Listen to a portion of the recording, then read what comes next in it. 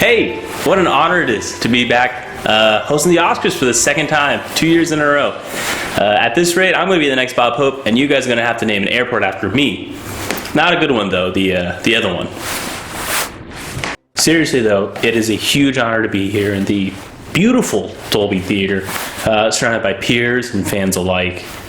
It's going to be a great night to celebrate movies. That's not to say this award season has gone off without a hitch, you know? There have been some pretty major controversies this year, particularly revolving women being snubbed in major categories, such as directing.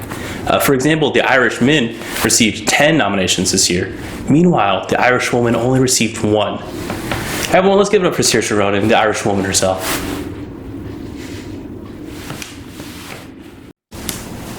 Speaking of The Irishman, I think it's my personal favorite in the Dirty Grandpa series. Robert De Niro, you've done amazing things with that character, starting from the lowly beginnings of hanging out with Zac Efron to where you are now, hanging out with Joe Pesci again. But if we're being honest, I think it's time that you give it back, give the mantle back to the original Dirty Grandpa, Clint Eastwood.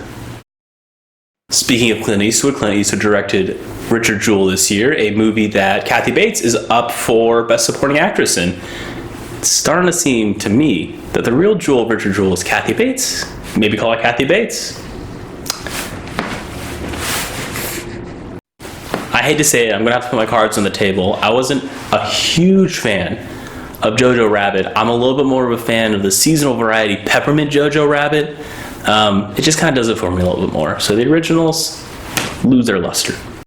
Big year for movies. Very literally, the highest grossing movie of all time came out this year, Avengers Endgame. Fortunately, it's not out for too many awards, so Martin Scorsese, you're safe here.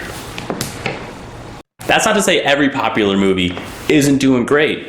Joker has 11 nominations, and it's the highest grossing R-rated movie of all time internationally. Domestically, the highest grossing R-rated movie of all time is still Passion of the Christ. So Joker, if you wanted to make some real money, maybe you should have crucified the guy. I've heard a lot of concern about people going to see 1917. Don't worry, you don't have to see 19:1 through 16. It's a standalone film. I would recommend reading a little bit about Franz Ferdinand, but beyond that, good to go. Thank you so much. It's been a real delight. What can I say? We have a great show for you. I can't wait to host again next year. I'm coming for you, Billy Crystal. Don't you forget. Bye. Thanks, guys.